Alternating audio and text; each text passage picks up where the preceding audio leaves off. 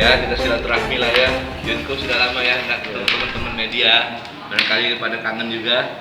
Insya Allah Yunko akan betah tetap di Sumatera Selatan. Yunko sendiri gimana ini?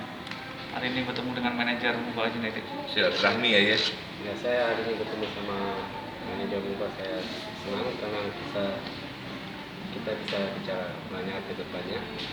Dan saya dari dulu saya urusan apresiasi yang Mubah nanti banyak bantu saya.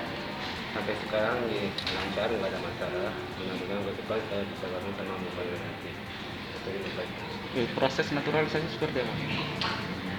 Ya, apa aja di depannya kita lihat, yang penting di jalannya lancar. Yuk, status WNI gimana? Masih ngurus atau stop? Masih diurus. Masih ngurus. Tinggal proses apa? Ya, sampai sekarang nggak ada masalah, lancar.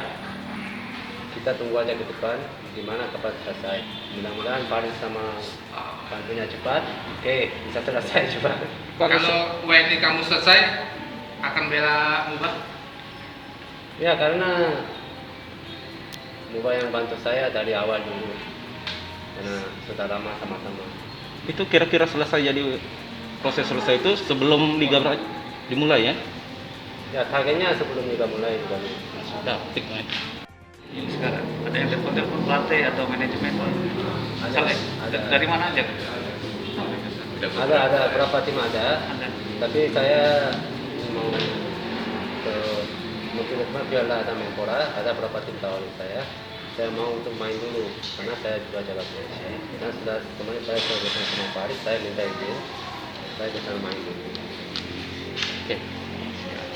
Kalau asing itu nggak boleh di Liga 2.